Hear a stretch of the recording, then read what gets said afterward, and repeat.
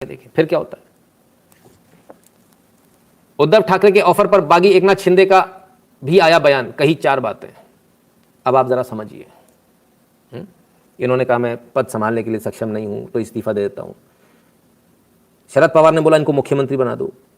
अब जो मैं कह रहा हूं ना, इनको बागी कहा जा रहा है, इनको मौका परस्त कहा जा रहा है, इनको जो गद्दार कहा जा रहा है, इस आदमी के पास आज मुख्यमंत्री बनने का इस समय भी ऑफर है, पर इसने मुख्यमंत्री बनने का ऑफर ठुकरा दिया। ये जो तिलक लगा ना माथे पर, इसलिए इस वक्त, आई रिपीट, इस वक्त एकनाथ शिंदे चाहें तो महाराष्ट्र के मुख्यमंत्री इस वक्त बन सकते हैं, क्योंकि शरद पवार से लेकर हर व्यक्ति इनको मुख्यमंत्री बना देगा। खुद शिवसेना इनको गाजे बाजे के साथ मुख्यमंत्री बना देगी, लेकिन ये व्यक्ति मुख्यमंत्री नहीं बन रहा। कितना पागल आदमी बताओ। ऐसा होता है कहीं कोई आदमी बस 40-40 विधायक हों और उसके बाद वो मुख्यमंत्री ना बने? ठुकरा दिया साहब, इन्होंने ऑफर ठुकरा दिया। सही किया गलत किया? एक तरफ ये जिन्होंने मुख्यमंत्री पद का ऑफर ठुकरा दिया, एक तरफ वो लोग हैं जिन्होंने मुख्यमंत्री बनने के लिए न सिर्फ पार्टी का सत्यानाश कर दिया, बल्कि एक 25 साल पुराने गठबंधन को भी तोड़ दिया। और इस गठबंधन को तोड़ने में अगर कोई बड़ा इसके पीछे किरदार है तो वो रश्मि ठाकरे जी हैं, विद ड्यू रिस्पेक्ट। ये तब की तस्वीरें हैं जिस दिन मुख्यमंत्री पद की शपथ ली थी, जिस दिन मुख्यमंत्री बने थे, और उस दिन बहुत खुश थी। मुझे आज भी याद है जब मैंने उस दिन ये वीडियो चलाया था, तभी मैंने कहा ये जो उछल कूद मचा रही हैं स्टेज के ऊपर, ये जो उछल कूद रही हैं, सब इन्हीं का किया हुआ है। तो रश्मि जी के मन में ये था कि जो है उद्धव किसी भी हालत में मुख्यमंत्री बने, आदित्य मंत्री बने, बना लिया, लेकिन किस कॉस्ट पर? कभी पलट कर सोचिएगा। और आज उन सब लोगों को इस बात को सोचना चाहिए, समझना चाहिए। देखिए, एक महिला की महत्वाकांक्षा कभी कम नहीं होती, ये आपको समझना पड़ेगा, with due respect to all the ladies. लेकिन अक्सर ज़्यादातर ऐसा होता है ना, 80% कहूँ तो बेहतर होगा कि महिला की महत्वाकांक्षाएं कभी कम नहीं होती, बहुत ज़्यादा होती, ऐसा और ऐसा और ऐसा, कभी it is a never ending this thing. तो महत्वाकांक्षा बढ़ते बढ़ते इतनी पहुँच गई, लेकिन आपको अपने आप में सोचना पड़ेगा कि महत्वाकांक्षा तो है, लेकिन मैं कहाँ तक जा सकता हूँ, मेरी लिमिट कहाँ तक है। उद्धव जी उस लिमिट को पार कर गए। मुझे आज तक याद आता है बाला साहब ठाकरे से जब ये पूछा गया था कि मुख्यमंत्री आपका, बोले हमारा उनका क्या मतलब है, हमारे ज़्यादा भी आ जाए उनके कम भी आएंगे, बोले तो भी फर्क नहीं पड़ेगा, हम उनका मुख्यमंत्री बनाएंगे ना, क्या दिक्कत है। कभी उन्होंने इस चीज़ में झंझट नहीं किया। बोले हिंदू वोट डिवाइड नहीं होगा, हिंदू आपस में नहीं लड़ेगा। इस मेंटेलिटी से कहाँ हिंदू की बात करने वाले से लेकर बात कहाँ गई कि मेरा पति मुख्यमंत्री बनेगा पर, स्वहित पर।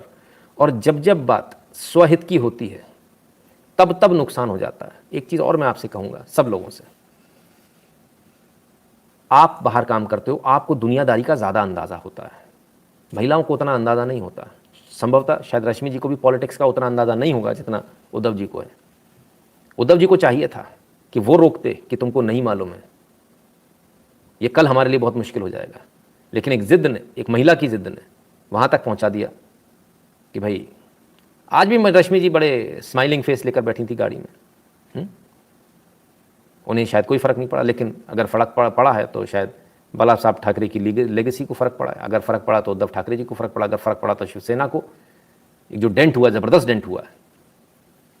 तो सिर्फ बातों में नहीं आ जाना चाहिए कि मेरी पत्नी कह रही है, एक आकलन भी कर लेना चाहिए कि हम धरातल पे कहाँ खड़े हैं, क्योंकि उसको शायद नहीं मालूम है इतना ज़्यादा, है ना। ये सबके लिए कह रहा हूँ। अक्सर मैंने देखा है जो लोग पत्नी के कहने में चलते हैं वो घर भी तोड़ लेते हैं अपना, यहाँ पार्टी टूट गई, है ना। तो बिल्कुल चलिए साहब, कोई मनाही नहीं है, आपकी अर्धांगिनी है, लेकिन आकलन ज़रूर कर लीजिए और समझ लीजिए क्या सही है क्या गलत है। कोई आपसे नहीं करा कि आप मत कीजिए। हनुमान चालीसा वाला एपिसोड भी, हाँ, भगवान के लिए भी जो है कहते हैं ना, बिल्कुल पागल हो गए थे सत्ता के नशे में। खैर, आइए आगे देखते हैं। और आपको बता दें कि इस वक्त खबर ये मिल रही है कि मातोश्री की तरफ किसी भी वक्त उद्धव ठाकरे का काफिला निकल सकता है। वो इस वक्त अपने आधिकारिक बंगले वर्षा में मौजूद है और उसी वर्षा से 2 बड़े काले सूटकेस निकले हैं। वर्षा से मातोश्री ले जाया जा रहा है सामान। वर्षा बंगले में आज क्या आखिरी दिन, ये बड़ा सवाल। उद्धव ठाकरे का सामान वर्षा आवास से निकाला जा रहा है। करीबियों से बाकायदा सीएम उद्धव ठाकरे ने ये कहा है कि आज आखिरी दिन है और इसीलिए हम कह रहे हैं कि आखिरी दिन 2 सूटकेस। तो साहब कुल मिलाकर बाहर हो गए, घर खाली करना पड़ा, घर छोड़ना पड़ा। इसे कहते हैं लौट के बुद्धू घर को आए। मातोश्री वापस पहुंच गए, 2 बड़े बड़े बैग लेकर निकले, भावुक भाषण भी दे लिया, तमाम सारी चीज़ें। धीरज कामरा जी कहते हैं गुरुजी, सॉरी गुरुजी, बाला साहब ठाकरे नहीं, Bala Saheb Thackeray ji, I hope I didn't disappoint you. हाँ बिल्कुल ठीक बात है आपकी, बिल्कुल जी लगना चाहिए, लेकिन भारतीय जो पत्रकारिता है उसमें जी लगाने की परंपरा नहीं है, तो इसलिए थोड़ा मुश्किल हो जाता है। क्योंकि अगर आप लगाते हो किसी के पीछे, फिर किसी के पीछे नहीं लगाते हो, तो एक आरोप आपके ऊपर लगता है ना। तो हमारे यहाँ इस प्रकार की जो है पत्रकारिता की परंपरा है, उसको देखते देखते हमारे मुंह से भी ऐसा ही हो जाता है ना। इसमें कोई दो राय नहीं है। उन्होंने जो काम किया है और जो उनकी लेगेसी है, उसको आज हम सब अपने आंखों के सामने देख रहे हैं। संभवतः मैं समझ रहा हूँ सबको बुरा भी लग रहा होगा देखकर। खैर आइए ज़रा और आगे देखें फिर क्या हुआ। तो जब घर के लिए निकले तब क्या,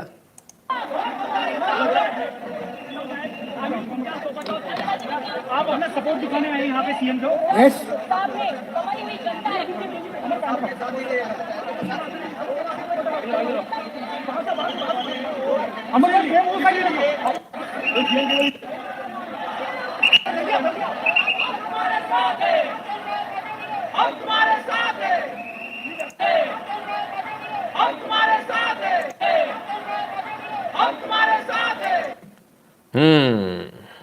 आगे बढ़ो हम तुम्हारे साथ हैं। उद्धव जी ने इसको लिटरली ले लिया, लिटरली बोले आगे बढ़ो हम तुम्हारे साथ हैं।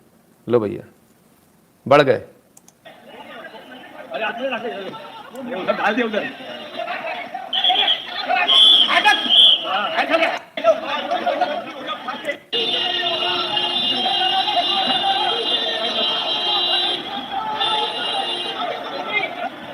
पब्लिक चिल्ला रही आगे बढ़ो, बढ़ते जा रहे हैं मातोश्री की तरफ।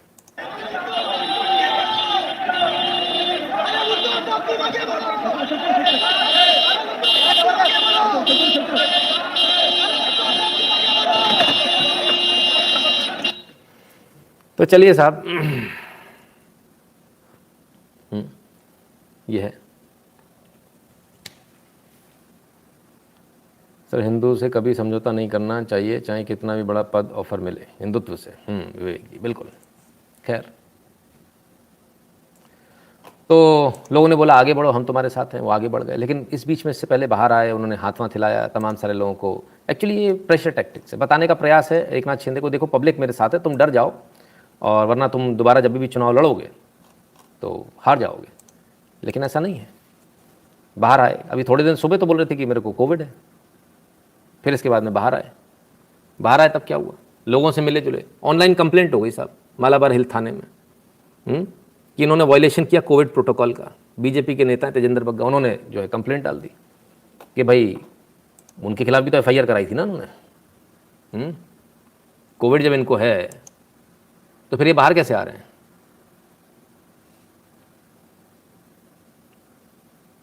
ठीक है ना, जब कोविड है फिर तो आ ही नहीं सकते बाहर, तो इनके खिलाफ कंप्लेंट हो गई। भाई डिसाइड करें, select to Sanjay Raut, he is the main reason behind all these. आ रहा हूँ सर, उस पर भी आ रहा हूँ, अमृत तिवारी जी, उस पर भी आऊँगा। तो खैर कुल मिलाकर ये रही बात। अब इस पूरे मैटर में जो है आगे बात करते हैं। कुछ कह रहे हैं अठावले साहब, सुनिए। जिन्होंने उद्धव ठाकरे जी के राजनीति के बंद कर दिए धंधे, उनका नाम है एकनाथ शिंदे। एकनाथ शिंदे और जो सभी एमएलए है वो सारे हैं बाला साहब ठाकरे के बंदे। एकनाथ शिंदे और उनके सभी जो साथी है वो है सच्चे बाला साहब ठाकरे के बंदे।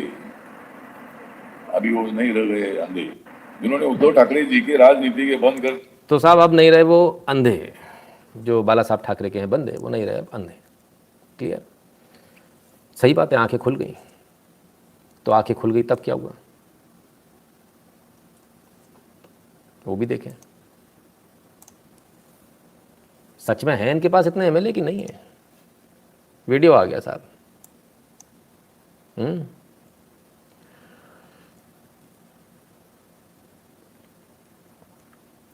वो तो कह रहे थे लोगों को उठा के ले गए, जबरदस्ती ले गए, ऐसे ले गए वैसे ले गए। यहाँ तो सब आराम से बैठे हैं होटल में।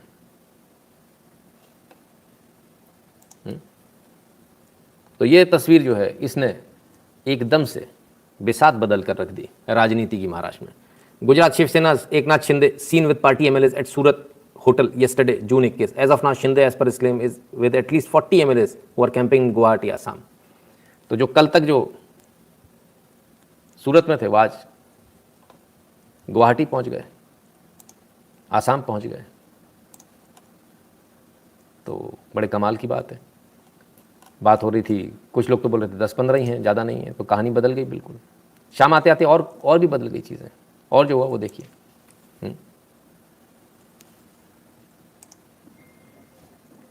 कुछ लेटर वेटर साइन हो रहे हैं, पता नहीं क्या कर रहे हैं लोग।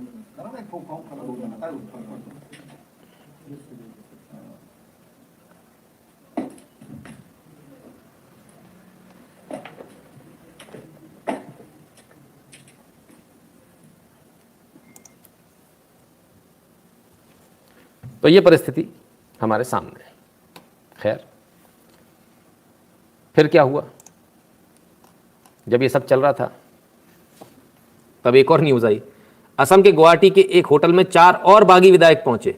लो भैया, 4 और पहुंच गए जब तक ये साइन वाइन हो रहे थे, पेपरबाजी चल रही थी। तो अब क्या करें? स्थिति बढ़ गई। Right now we have 46 MLAs with us.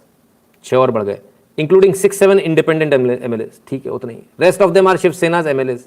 This number will rise in time to come. As of now, we have neither received any proposal from BJP nor we are holding talks with them. ठीक है ना? Rebel बताया जा रहा है इनको, जिसके पास 40 MLA हैं वो रेबल कैसे हो सकता है सर? मेन पार्टी तो वही हो गई।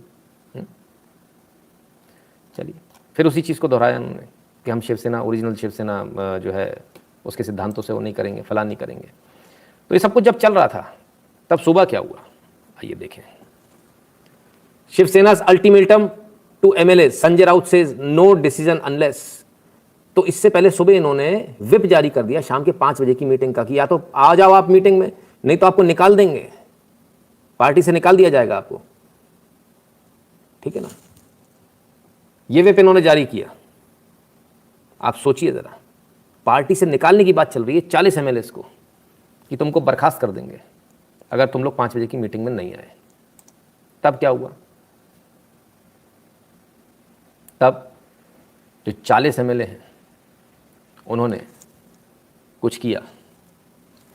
शिवसेना नेता एकनाथ शिंदे ने ट्वीट किया, भारत गोगावले को शिवसेना विधायक दल का मुख्य सचेतक नियुक्त किया गया है, इसलिए आज शाम विधायक दल की बैठक में संबंध में सुनील प्रभु द्वारा जारी आदेश अवैध है।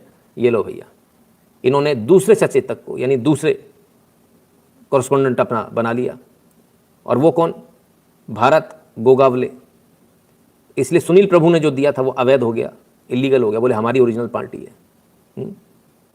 ट्वीट भी इनका लगा हुआ है। फिर क्या होता है इसके बाद, आइए और मजा देखिए। महाराष्ट्र शिवसेना विधायक दल का प्रस्ताव पारित हुआ जिसमें 34 विधायक के हस्ताक्षर हैं। एकनाथ शिंदे 2019 में सर्वसम्मति से शिवसेना विधायक दल के नेता के रूप में चुने गए थे और अब वे शिवसेना विधायक दल के नेता, अब भी वे शिवसेना विधायक दल के नेता बने रहेंगे। भारत गोगावले को मुख्य सचेतक नियुक्त किया गया है। तो साहब, एकनाथ शिंदे को जो है विधायक दल का नेता चुना गया। एकनाथ शिंदे के शिवसेना विधायक दल के नेता के रूप में बने रहने को लेकर 34 विधायकों के हस्ताक्षर वाले शिवसेना विधायक दल के प्रस्ताव को राज्यपाल के पास भेजा गया। राज्यपाल के पास भेज दिया गया। ठीक है, बड़ा मजेदार केस है सर। अब क्या हुआ, आइए देखें। भेजा लेटर, नहीं भेजा, ये रहा। और इस लेटर में क्या कहा गया है? Resolution of the meeting Shiv Sena Maharashtra legislative assembly 1924। We the following members of the 14th Maharashtra Legislative Assembly belonging to Shiv Sena, we are notified members of Maharashtra Legislature as the member of Shiv Sena Legislative Party. We had unanimously elected Mr. Eknath Rao Sambhaji Shinde on 31 October 2019 as a group leader of Shiv Sena Legislature Party. 31 अक्टूबर को इनको चुना गया था विधायक दल का नेता। ठीक है, कब? 31 अक्टूबर 2019 को, और आज भी बने हुए हैं। ठीक है, तो इस लेटर में और तमाम सारी बातें लिखी हैं कि क्यों क्या क्या हुआ कि भाई हम जो है पार्टी ने अपने मूलभूत सिद्धांतों से विरोध में जाकर बीजेपी के साथ चुनाव लड़ा और उसके बाद में एनसीपी और कांग्रेस के साथ में सरकार बनाई। अनिल देशमुख जेल चले गए, नवाब मलिक जेल चले गए, तमाम सारे इनके ऊपर जो है उगाही के और करप्शन के चार्जेस हैं। इसलिए जो है, और ये सबके साइन हैं। इस लेटर की महत्वता बहुत है, इसलिए है क्योंकि ये लेटर ही साबित करेगा कि कौन नेता है कौन नहीं। फिलहाल जो परिस्थिति है उसमें 34 लोगों ने ये बोला, और क्योंकि 19 से वो विधायक दल के नेता हैं, तो विधायक दल के नेता होने के नाते वो ही असली नेता हैं टेक्निकली एंड एथिकली। अब सवाल ये है कि अगर ऐसा है तो फिर इसका रिपरकेशन क्या होगी? इसका रिपरकेशन ये होगा कि उद्धव ठाकरे को जो है पार्टी से निकालने की ताकत में है एकनाथ शिंदे। आइए देखें, उद्धव ठाकरे ने लाइव आकर दी बाला साहब की दुहाई, सीएम की कुर्सी के साथ शिवसेना छिनने का भी खतरा, एकनाथ शिंदे चुनेगा विधायक दल नेता, नया चीफ विप भी। लो भैया, तो पार्टी छिनने का भी खतरा मंडराने लगा। मंडराना ही था। तो अभी थोड़ी देर पहले तो वो कह रहे थे कि जो है यही बने रहेंगे मुख्यमंत्री। इस सारे झंझट में जो कह रहे थे ना, वही कल्प्रिट है। मैं बताता हूँ कैसे। My question is that US क्या राहुल गांधी ईडी एपिसोड और अनिल देशमुख सचिन वाजे को पकड़ के रखा है, क्या वहाँ से ही सबको लिंक है? नहीं नहीं, सब अलग अलग केस हैं। धीरज जी कहते हैं Modi ji has made politics such an interesting that youth observe it, if you analyse analytics of your channel you will find youths more watching it. हाँ धीरज जी। हर्षी कहते हैं I lived in something, Eknath Shinde runs the house of many Shivsainiks, I had met him humble but sharp person. बहुत अच्छी बात है। अब इसमें तो वो जो एक सज्जन थे वो तो कह रहे थे कि यही बने रहेंगे मुख्यमंत्री, कोई दूसरा मुख्यमंत्री नहीं बनेगा। कमाल है। तब क्या?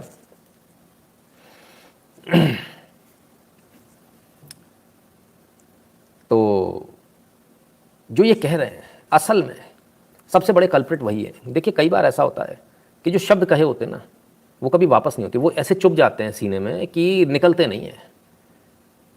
चांटा मारो तो एक बार चोट लगी वो सही हो जाए, लेकिन शब्द कई बार इतना ऐसा घाव करते हैं जो उनका कोई इलाज नहीं होता। और ये काम लगातार जो है वो संजय राउत ने किया। संजय राउत कल्प्रिट नंबर 2, रश्मि के बाद कल्प्रिट नंबर 2 हैं जिन्होंने इस पार्टी को अंधकार में धकेल दिया, इस पार्टी को बिल्कुल सत्यानाश कर दिया। उल्टे सीधे बयान देना, अपने आप को घमंडी बताना, अपने आप को जो है राजा समझना, गलत तरीके से बात करना, ये सारी चीज़ें इनके खिलाफ में गई।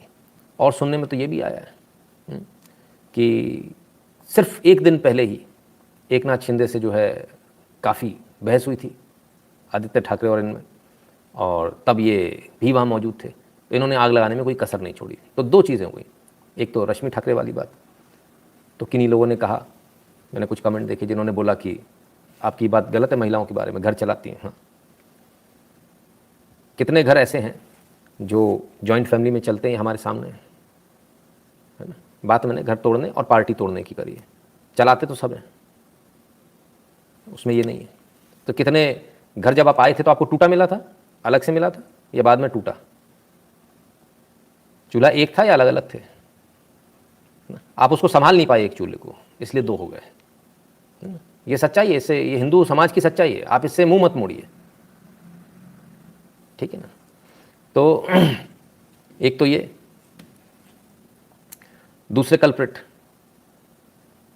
संजय राउत जिन्होंने अंट शंट खूब बयान दिए। तीसरे कल्प्रिट उद्धव ठाकरे खुद हैं, क्योंकि पुत्र मोह में, उनके पुत्र हैं तीसरे कल्प्रिट, पुत्र मोह में उन्होंने कुछ दिख ही नहीं रहा था कि क्या है और क्या नहीं।